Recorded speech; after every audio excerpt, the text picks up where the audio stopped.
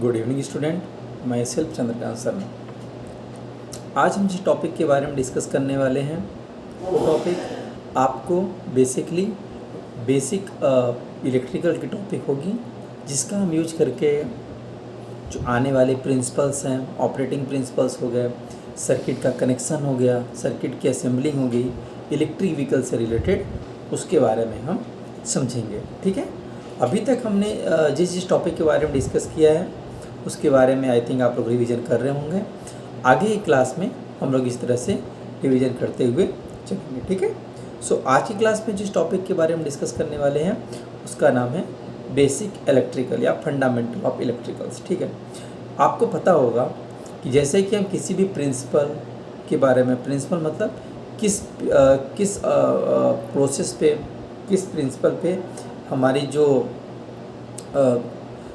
Electric vehicle work करती है, हमारा जो मोटर है, इलेक्ट्रिकल जनरेटर है, कन्वर्टर है, वर्क करता है, उसके बारे में उसको समझने के लिए सबसे पहले हमको बेसिक नियम, बेसिक लॉ के बारे में आइडिया होना ज़रूरी है। अगर हमें बेसिक लॉ और बेसिक नियम के बारे में आइडिया नहीं होगा तो हम बड़े प्रिंसिपल्स को या बड़ी प्रोसेस को, जो लॉन्ग प्रोसेस होती है, उन प्रोसेस को नहीं समझ सकते हैं। ठीक है, तो उस प्रोसेस को समझने के लिए हमें बेसिक प्रिंसिपल के ऊपर फोकस करना ज़रूरी है। ठीक, सो आज की क्लास में बेसिक प्रिंसिपल्स में हम सबसे पहले डिस्कस करेंगे। आपको पहले पॉइंट्स बता दूं, उन्हीं पॉइंट्स पे हम डिस्कस करने जाएंगे। जो पहला पॉइंट है आपका, उसको कहते हैं चार्ज। चार्ज के बारे में डिस्कस करेंगे। चार्ज क्या होती है आपको पता होता है, जो चार्ज होती है उसमें एनर्जी होती है। ठीक है, चार्ज क्या करती है, मूव करती है। अब आपको आइडिया होगा कि जैसे कोई भी मेटल है आपके पास, या गोल्ड है या सिल्वर है या एल्युमिनियम, मैं उसी की बात करूँगा जिसमें कंडक्टिविटी होती है। बट अगर हम चार्ज से पहले आपको बात करते हैं, जैसे कंडक्टर के बारे में बताएं, तो कंडक्टर क्या होता है, कंडक्टर उसको कहते हैं जिसमें से करंट फ्लो होती है, उसको कंडक्टर कहा जाता है। ठीक है, सो अगर कंडक्टर किस किस मटेरियल के बने होते हैं, कॉपर हो गया आपका, एल्युमिनियम हो गया, सिल्वर हो गया, ठीक है, इनको कंडक्टर कहते हैं, कंडक्टर वायर कहा जाता है। अब कंडक्टर वायर में 3 प्रकार के चार्ज होते हैं आपके, इलेक्ट्रॉन, प्रोटॉन और न्यूट्रॉन होता है। आप सभी को पता होगा इलेक्ट्रॉन के फ्लो से, इलेक्ट्रॉन जब फ्लो करता है टाइम के रिस्पेक्ट में तो करंट बनता है। ठीक है, तो इलेक्ट्रॉन क्या करता है, इलेक्ट्रॉन कभी भी फिक्स नहीं रहेगा। अगर आप सोचिए कि कोई भी कंडक्टर है, अगर मैं बेसिक्स क्यों बता रहा हूँ, क्योंकि आपको इतना आइडिया होना चाहिए कि किस तरह से प्रोसेस हो रही है, किस तरह से हमारी मशीन काम कर रही है। बट उसको समझने के लिए बेसिक इलेक्ट्रिकल के बारे में आपको नॉलेज होना ज़रूरी है। ठीक है, बेसिक इलेक्ट्रिकल के बारे में आपको नॉलेज होना ज़रूरी है। सो चार्ज, मान लीजिए कोई भी एलिमेंट है आपके पास गोल्ड है, आपके पास सिल्वर है, ठीक, आपके पास कॉपर है, आपके पास एल्युमिनियम है। सो इसमें इलेक्ट्रॉन, प्रोटॉन और न्यूट्रॉन होते हैं। ठीक है, अगर मान लीजिए अगर हम एक वुड मतलब लकड़ी की बात करते हैं, लकड़ी में अगर करंट फ्लो कराओ तो नहीं जाएगी, तो क्या उस किसका एग्जांपल है ऊपर का, इंसुलेटर में करंट नहीं फ्लो होती है, कंडक्टर में करंट फ्लो होती है। और जो सेमी कंडक्टर होते हैं, सेमी कंडक्टर जिसमें मोबाइल की चिप बनाई जाती है, आपकी बैटरी बनाई जाती है, ठीक है, लिथियम आयन बैटरी का नाम सुना होगा आपने। सो उसको सेमी कंडक्टर कहते हैं। ठीक है, तो आपके पास 3 एलिमेंट होते हैं जिसका हम लोग बेसिकली इलेक्ट्रिकल में यूज करते हैं। पहला होता है कंडक्टर, जिसमें से करंट फ्लो होती है। एग्जांपल के लिए कंडक्टर, अगर हम कंडक्टर की बात करें तो उसके एग्जांपल की हम बात करते हैं तो कॉपर हो गया, एल्युमिनियम हो गया, सिल्वर हो गया, ये हो गया आपकी कंडक्टर की चीज़ें। ठीक है, अगर हम इंसुलेटर की बात करते हैं तो इंसुलेटर पोर्सिलेन हो गया, लकड़ी हो गई, ठीक है, ग्लास हो गया, प्लास्टिक हो गई, इन सभी को कहते हैं हम आपका इंसुलेटर। अगर सेमीकंडक्टर की हम बात करते हैं तो सेमीकंडक्टर हम कहते हैं आपका जर्मेनियम हो गया और सिलिकॉन, जर्मेनियम और सिलिकॉन को हम क्या कहते हैं, सेमीकंडक्टर। ठीक है, अब नेक्स्ट टॉपिक पे हम चलते हैं कि चार्ज अभी तक मैंने टाइप्स ऑफ कंडक्टर बताया, 3 प्रकार के होते हैं, types of material, basically conductor, insulator और सेमीकंडक्टर। अब चार्ज क्या होता है, चार्ज आपको पता है कि एक इलेक्ट्रॉन को चार्ज बोलते हैं। ठीक है, अब इसकी प्रॉपर्टी क्या होती है, चार्ज हमेशा फ्री रहता है। क्या होता है, फ्री रहता है। तो यही चार्ज मतलब इलेक्ट्रॉन फ्री होता है। अब यही इलेक्ट्रॉन टाइम के रिस्पेक्ट में फ्लो करे, जब इलेक्ट्रॉन टाइम के रिस्पेक्ट में फ्लो करता है कंडक्टर में तो करंट कहलाता है। करंट किसे कहते हैं? करंट किसे कहते हैं? आवेश के प्रवाह की दर को करंट कहा जाता है। The rate of change of charge with respect to time current कहलाता है। ठीक है, तो करंट किसे कहते हैं? जिसमें हमारी चार्ज फ्लो होती है, चार्ज जिसमें फ्लो होती है उसको करंट कहा जाता है। ठीक, अब हम आगे चलते हैं। आपको पता होगा इलेक्ट्रॉन की वैल्यू कितनी होती है। इलेक्ट्रॉन की वैल्यू अप्रॉक्सीमेट इलेक्ट्रॉन की वैल्यू अप्रॉक्सीमेट होती है 1.602। आप नोट कर सकते हैं इसको, 1.602 इंटू 10⁻⁹। ठीक है, 1.602 मल्टीप्लाई 10⁻⁻19 कूलम। चार्ज का जो यूनिट होता है उसको कहते हैं अपन कूलम कहते हैं। ठीक है, तो ये चार्ज के बारे में हो गया। अब हम आगे बात करते हैं और ठीक है, चार्ज के बारे में हमने बात किया। चार्ज के बाद हम डिस्कस करेंगे करंट। ठीक है, आपको जैसे मैंने बताया कि करंट क्या होती है कि जब चार्ज टाइम के रिस्पेक्ट में फ्लो करता है तो करंट कहलाती है। ठीक है, किस में फ्लो करेगा? कंडक्टर से फ्लो करता है। कंडक्टर के बारे में मैंने बताया आपको कि कॉपर हो गया, ठीक है, एल्युमिनियम हो गया, आपका सिल्वर हो गया, ये कंडक्टर कहलाते हैं।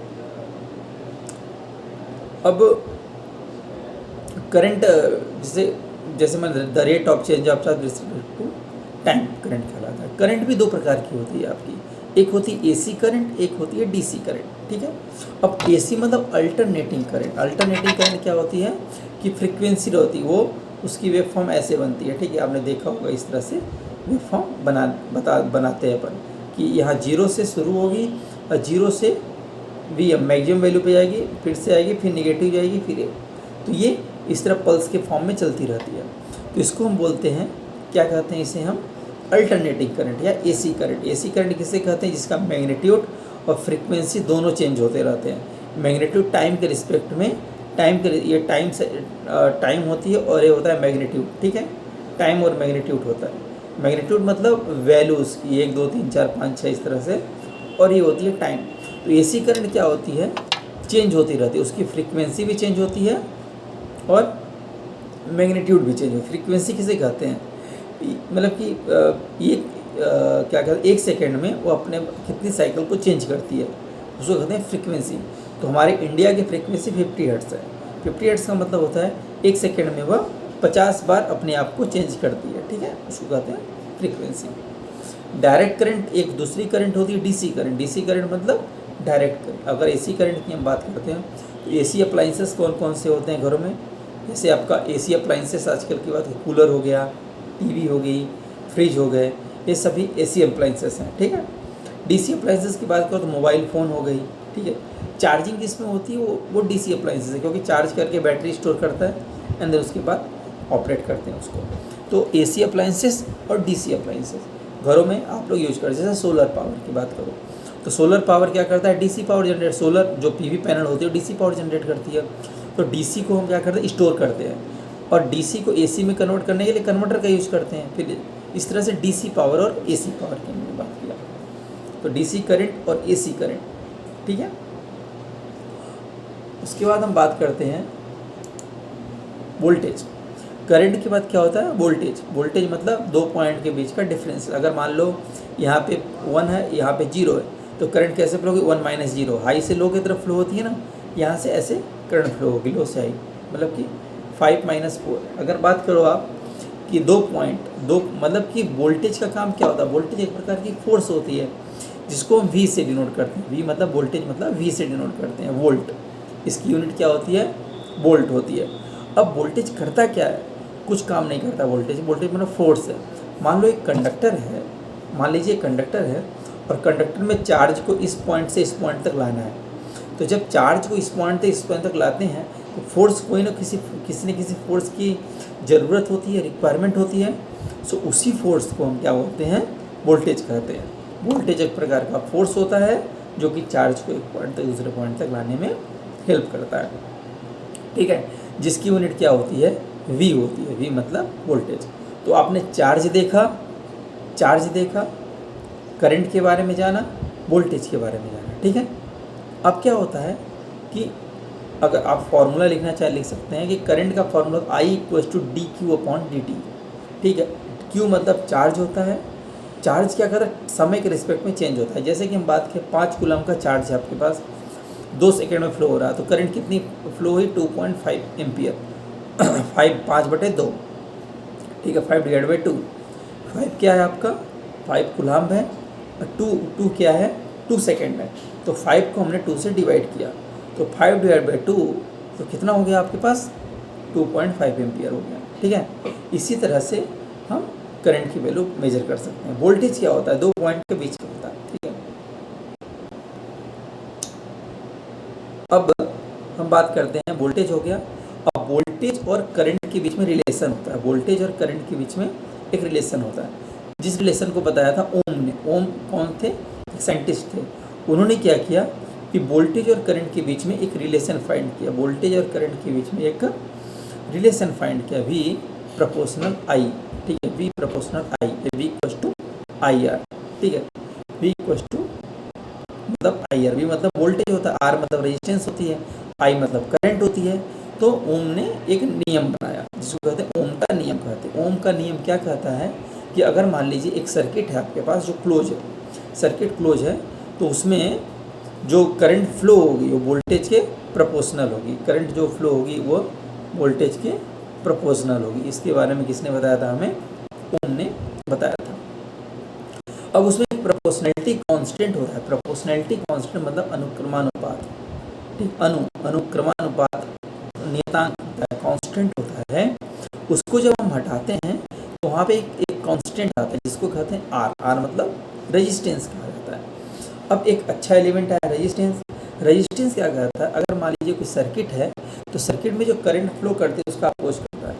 मतलब हर वो डिवाइस, एक बात हमारी याद रखिए, रेजिस्टेंस कहाँ कहाँ पाएगा, हर वो डिवाइस जिसमें हीटिंग प्रॉब्लम होती है, जो गर्म होती है, उसमें रेजिस्टेंस रहता है। क्या रहता है, रेजिस्टेंस रहता है, जिसको हम R से शो करते हैं और जिसकी यूनिट ओम होती है। ठीक हो गया। सो ये हो गया आपका चार्ज, करंट, वोल्टेज और रेजिस्टेंस और ओम का नियम। उसके बाद हम बात करते हैं पावर और एनर्जी के बारे में। पावर और एनर्जी के बारे में हम बात करते हैं। पावर क्या होता है कि V × I, वोल्टेज को करंट से मल्टीप्लाई कर दो तो पावर आ जाता है। अगर मान लीजिए कोई सर्किट है जिसमें अगर 5 वोल्ट दिया हुआ है, 5 वोल्ट है और 2 एम्पियर की करंट फ्लो हो रही है, तो पावर कितनी हो जाएगी, P = VI। ठीक है, P क्या है, पावर है। तो 5 वोल्ट हो गया आपका, 2 एम्पियर, तो कितनी पावर हो गई, 10 वाट। कितनी पावर हो गई, 10 वाट। अब आपके घरों में एनर्जी मीटर रहता है, तो एनर्जी मीटर पावर को क्या करता है, एक्चुअली एनर्जी मीटर एनर्जी को स्टोर करता है। तो एनर्जी क्या होती है, जब पावर को टाइम से मल्टीप्लाई कर दो तो एनर्जी आ जाती है। तो एनर्जी की यूनिट क्या होती है, पावर की यूनिट वाट होती है और एनर्जी की kVH होती है, kVAH। ठीक है, किलो वोल्ट एम्पियर आवर। तो वोल्टेज को करंट से मल्टीप्लाई करो, 5 × 2। अब कितने टाइम के लिए कर रहे हो, मान लो 2 घंटे के लिए कर रहे हो तो × 2, तो या × 1 आवर के लिए कर रहे हो तो × 1। ठीक है, तो पावर 10 वाट हो गया, और उसको एनर्जी में कन्वर्ट किया तो इंटू मान लो हमने 1 कर दिया, 1 घंटे के लिए किया या 1 मिनट के लिए किया, तो उसके बारे में ये डिटेल्ड है। ठीक है, से हो गया पावर, एनर्जी। एनर्जी की यूनिट क्या होती है आपकी, ठीक है, अगर हम पावर की बात करें वाट होती है, तो एनर्जी की जूल होती है। ठीक है, जूल। सो आज हमने जो डिस्कस किया, चार्ज के बारे में पढ़ा, करंट क्या होती है उसके बारे में पढ़ा, वोल्टेज है क्या, एंड पावर, एनर्जी। अब आपके एग्जांपल से मैं समझाता हूँ करंट कैसे। अगर मान लीजिए आपके पास करंट को मैं समझा रहा हूँ, करंट, वोल्टेज, रेजिस्टेंस सभी को। अगर आपके पास 10 कूलम चार्ज है, 10 कूलम चार्ज है, और 10 कूलम चार्ज पॉइंट A से पॉइंट B की तरफ जा रहा है, पॉइंट A से पॉइंट B की तरफ जा रहा है। ठीक है, और मान लीजिए कितना समय ले रहा है, 2 सेकेंड, दो सेकेंड का समय ले रहा है। तो इस कंडक्टर मान लो कॉपर का है, तो कितनी करंट फ्लो होगी बताइए आप लोग। ओके, सो इसमें कितनी करंट फ्लो हो सकती है, इसमें 5/2 मतलब 5 कूलाम चार्ज है, तो 5/2, मतलब कितनी करंट फ्लो हो रही है, 2.5 एम्पियर, 2.5 एम्पियर। तो करंट की यूनिट क्या होती है, एम्पियर होती है, ठीक है। अगर इसी तरह से मैं एग्जांपल बोलूँ कि 50 कूलाम का चार्ज ए पॉइंट से बी पॉइंट तक जा रहा है, तो कितनी करंट फ्लो होगी, 2 सेकंड में जा रहा तो 50/2, मतलब 25 एम्पियर की करंट फ्लो होगी, ठीक है। अब मैंने आपसे पूछा वोल्टेज के बारे में। अगर मान लीजिए एक सर्किट है, ठीक है, एक सर्किट में 2 एम्पियर की करंट फ्लो हो रही है, 2 एम्पियर की करंट फ्लो हो रही है और उसका रेजिस्टेंस 2 ओम है, तो वोल्टेज क्या होगा आपको पता है, V = IR। V जो वोल्टेज होता है वो I और R के मल्टीप्लिकेशन के बराबर होता है। तो 2 2 4 4 वोल्ट हो गया। सेम क्वेश्चन मैं पूछता हूँ कि अगर मान लीजिए एक सर्किट है, उस सर्किट का वोल्टेज 5 वोल्ट है, उस सर्किट में 2 एम्पियर की करंट फ्लो हो रही है, तो रेजिस्टेंस कितना होगा, 5/2। तो इस तरह से ओम का नियम हमारे लिए बहुत ज़रूरी है, क्योंकि हमारे बेसिक को क्लियर करता है, ठीक है। पावर और एनर्जी के बारे में मैंने बताया। अगर आपके पास 2 वोल्टेज है, 5 वोल्ट है, 2 एम्पियर की करंट है, तो पावर कितनी हो जाएगी, 10 वॉट हो जाएगी। अगर इसी पावर को 1 घंटे के लिए कैलकुलेट करें तो इंटू 1 आवर 1 हो जाएगी। सो ये 10 जूल हो जाएगा। इस तरह से पावर और एनर्जी में रिलेशन है, ठीक। सो ये बेसिक्स रूल्स रेगुलेशन हो गए। अगर हम कुछ और नियम की बात करते हैं, KCL और KVL। KCL मतलब किरचॉफ करंट लॉ, और KVL मतलब Kirchhoff voltage law. Kirchhoff current law किसे कहते हैं, मान लीजिए कोई पॉइंट है, किसी पॉइंट पर अगर 5 एम्पियर आ रही है और 5 एम्पियर जा रही है, तो उसका समेशन कितना हो जाएगा, 0 हो जाएगा। मतलब इनकमिंग करंट और आउटगोइंग करंट का जो समेशन होता है, जो जोड़ होता है, वो 0 होता है, ठीक है। तो ये KCL के बारे में है। सो आज की क्लास में फिर एक और लॉ होता है KVL मतलब मान लो एक क्लोज लूप है, क्लोज लूप सर्किट है। क्लोज लूप सर्किट में जो ड्रॉप हो रहा है, रेजिस्टेंस है, रेजिस्टेंस के क्रॉस ड्रॉप होगा। तो जो ड्रॉप हो रहा है, ड्रॉप के कारण सभी ड्रॉप को ऐड कर दो, ड्रॉप मतलब वोल्टेज में कमी, सभी ड्रॉप्स को ऐड कर दोगे तो वो 0 हो जाएंगे। तो KVL क्लोज लूप के लिए फॉलो किया जाता है। KVL का नियम क्लोज होता है, क्लोज सर्किट के लिए होता है, और KCL का नियम एक पॉइंट के लिए होता है। पॉइंट की बात करो तो KCL किरचॉफ करंट लॉ होता है, और अगर क्लोज लूप की बात करो तो किरचॉफ वोल्टेज लॉ होता है, ठीक है। सो आज हमने बेसिक के बारे में डिस्कस किया, ठीक है। इसी में कुछ और ऐड कर देता हूँ मैं, एक्टिव एलिमेंट और पैसिव एलिमेंट। एक्टिव एलिमेंट किसे कहते हैं, जो सोर्स होते हैं, जितने भी सोर्स हैं आपके, जैसे वोल्टेज सोर्स हो गया, करंट सोर्स हो गया। जो वोल्टेज देता है वोल्टेज सोर्स कहलाता है, जो करंट दे रहा है करंट सोर्स, ये एक्टिव एलिमेंट कहलाता है। पैसिव एलिमेंट किसे कहते हैं, जैसे रेजिस्टेंस हो गया। रेजिस्टेंस क्या एक प्रकार का पैसिव एलिमेंट, ठीक है। सो अब एक्टिव और पैसिव एलिमेंट को मिला के सर्किट बन जाती है, ठीक है, नेटवर्क बनता है। अगर उसमें करंट फ्लो हो रही है तो वो सर्किट कहलाती है, ठीक। सो आपको बेसिकली ज़्यादा कुछ जानने की ज़रूरत नहीं है। आपको करंट क्या होता है इसके बारे में पता होना चाहिए, आपको वोल्टेज क्या होता है इसके बारे में पता होना चाहिए, आपको पावर क्या होती है, आपको एनर्जी क्या होती है, KCL KVL और बेसिक्स लॉ, ओम के नियम लॉ के बारे में आइडिया होना ज़रूरी है, ठीक है। सो इन बेसिक्स लॉ के बारे में आपको नॉलेज होना ज़रूरी है। तो इस लेक्चर को आप ज़रूर देखिएगा, आपके लिए एडवांटेज है। नेक्स्ट क्लास में जिस टॉपिक के बारे में डिस्कस करेंगे उसका नाम रहेगा मैग्नेटिक सर्किट। अब इलेक्ट्रिक सर्किट और मैग्नेटिक सर्किट के बाद फिर हम मोटर और जनरेटर के प्रिंसिपल्स पे जाएंगे, ठीक है। ओके, आज की क्लास के लिए इतना ही। Take care.